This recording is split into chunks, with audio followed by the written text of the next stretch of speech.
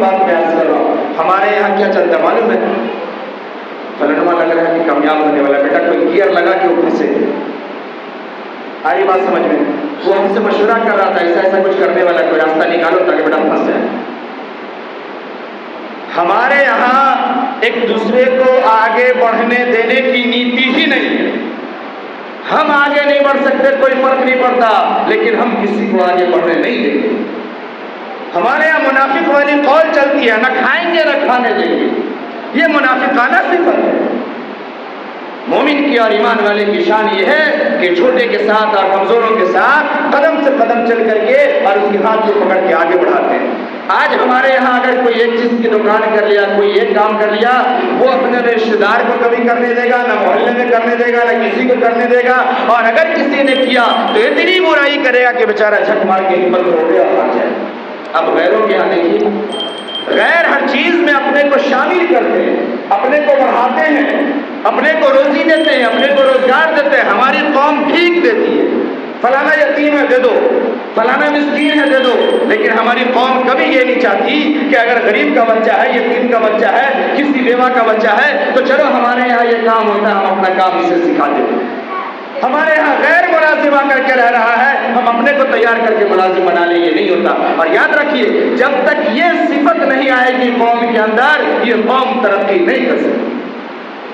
دوسری قوم ترقی ہی اسی لیے کر رہی ہے کہ اس نے اپنی قوم کو بھیک نہیں دیا ہے، روزگار دیا ہے، بھیک نہیں دیا ہے، ہنر دیا ہے۔ ہمارے یہاں اگر کوئی ایک ویلڈر ہے، وہ چاہتا ہے پورے محلے میں کوئی دوسرا ویلڈنگ نہ کرے۔ کوئی ایک درزی ہے، وہ چاہتا ہے پورے محلے میں کوئی دوسرا سلائی نہ کرے، اگر وہ کر دے تو اس کی 72 عیب۔ کسی کا کوئی ایک کام ہے، کسی دوسرے کو نہیں کرنے دیتے۔ میرے محترم، روزی کا مالک اللہ ہے۔ اب باہر نکلے، شہروں میں نکلے، ایک ہی قسم کی تمام مارکیٹیں ہیں، جہاں کپڑا ہے کپڑا، دوائی ہے دوائی، موبائل ہے موبائل، کمپیوٹر ہے کمپیوٹر، کھلونا ہے تو کھلونا۔ سب کی روزی ہے کہ نہیں ہے؟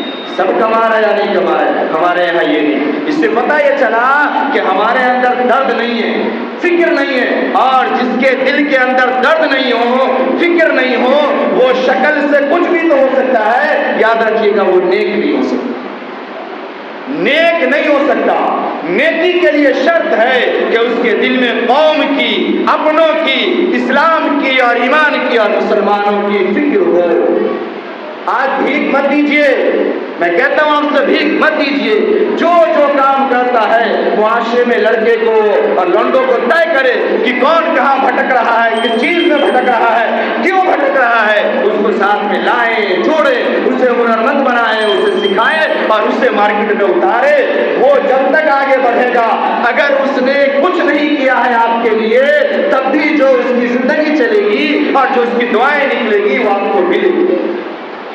وہ آپ سے لڑائی بھی کر کے چلا جائے، آپ کو گالی بھی دے کے چلا جائے، اور آپ یہ کہ میں نے سکھایا، میں نے سب کچھ کیا اور مجھے گالیاں دے رہا ہے، مجھ سے دشمنی کر رہا ہے، پھر بھی آپ صبر کر لے، آپ کو جو زندگی میں ملنے والا ہے اور آخرت میں آپ سوچ نہیں سکتے۔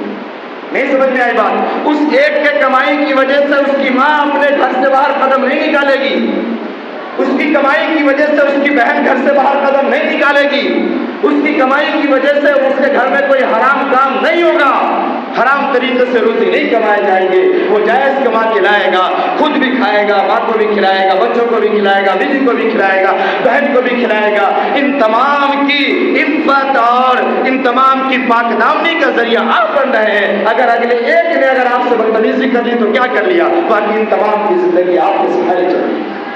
قوم کو سنوارے، اپنے آپ کو سنوارے، نوجوانوں اپنی زندگی اور اپنے عمر کی فکر کرے۔